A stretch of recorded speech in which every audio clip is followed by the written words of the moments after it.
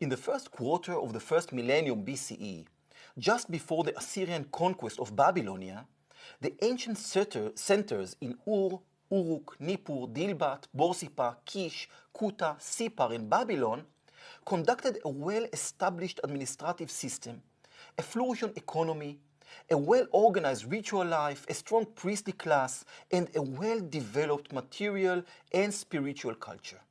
Nonetheless, the Babylonian cities didn't have any tradition of military and political cohesiveness, and the natural inclination was towards independent existence. Nippur was the center of Assyrian rule. In Babylon, a Babylonian king sat enthroned, and some cities like Babylon, Ur, Uruk, Kuta, Nippur, Borsippa, and Sipar were ancient and important centers of ritual, which also played a key political and economic function. Alongside of these various tribes, mainly Chaldeans and Arameans, ruled over extensive parts of the country, and this contributed to the overall destabilization of the relationship among the various cities.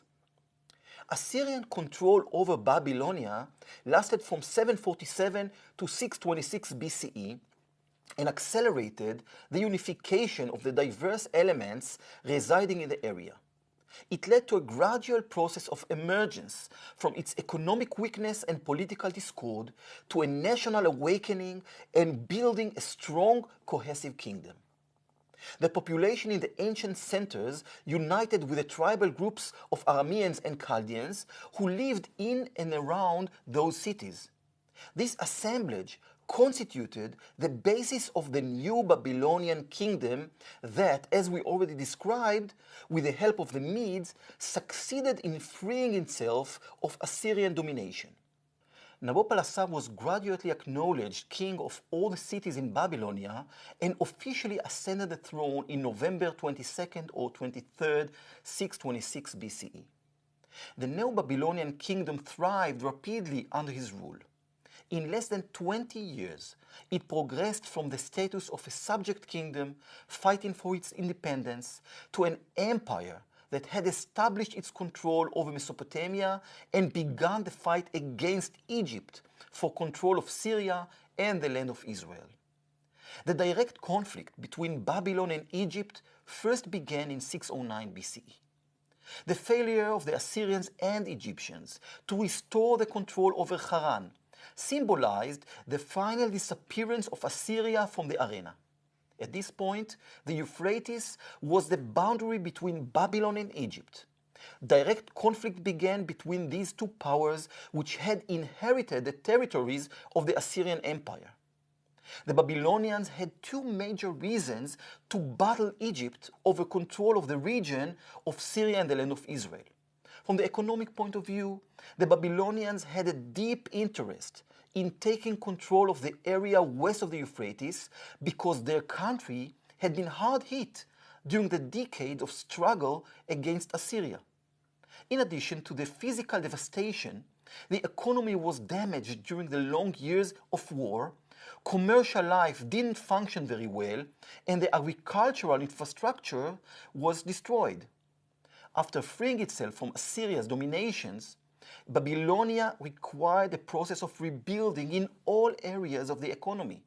This ranged from the physical rehabilitation of the cities, commerce, agriculture, and craft industries, through the location of source of raw materials and the training of qualified, skilled workers.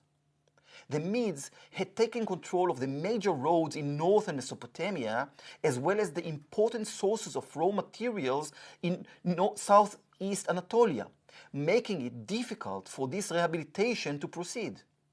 As a result, Babylonian revenues had shrunk dramatically, just as the time when rehabilitation and rebuilding of Babylon, together with all of the other cities in Babylonia, required a steady supply of goods and raw materials. In light of these factors, it is easy to understand the tremendous potential envisioned by the Babylonians with regard to all the area across the Euphrates, the area that they denominated Chatuland. They were much taken with the possibility of plundering all of the territories conquered, receiving generous tribute from the kingdoms of the region, collecting annual taxes, and obtaining goods and raw materials. It is also reasonable to assume that they were aware of the economic potential of trade with the Arabs, of the maritime trade, and the natural resources that the region offered, beginning with the trees and stones that were so lacking in Mesopotamia. I can even assume that the economic factor was also an additional incentive for the Babylonian aspiration to control Egypt, just as Assyria had done not many years previously, and to harness the economic potential of this region to the benefit of the Babylonian economy. From the strategic military point of view, the Babylonians were unable to reconcile the Egyptian presence on the Euphrates River because this represented a constant threat to Babylonian control of Mesopotamia. Besides the tangible danger of an Egyptian invasion beyond the Euphrates, their presence held the danger of encouraging anti-Babylonian treaties with Egyptian support. At this stage, the Babylonians had two different spheres of interest. The immediate sphere of interest was to the need to push the Egyptians as far as possible from the banks of the Euphrates and to establish Babylonian outposts on the other side of the river. These outposts could be a bridgehead for delivering troops into the overland combat in the region of Syria and the land of Israel. The remote sphere of interest was a direct consequence of driving the Egyptians westward from the Euphrates. It is doubtful whether the Babylonians planned in advance how far to the west and south they would force the Egyptians. It is similarly doubtful whether they understood the significance of Syria and the land of Israel as a security zone, whose control was so crucial to keeping the Egyptians at bay and ensuring Babylonian control of Mesopotamia. It would seem that for the Babylonians, Egypt was a chief target. They understood that to guarantee their mastery throughout the Khatu area, they had to conquer Egypt and establish the rule there, similar to what the Assyrians had done only short period before. Within this in mind, one may understand why, from the very outset of their rule in the region, the Babylonians had concentrated their attention on the coastal region along the Via Maris leading to Egypt. And what about Judah? Judah was not a player in the game of these large powers, but soon we will understand what was Judah's role and what was the implication of these events on this small kingdom.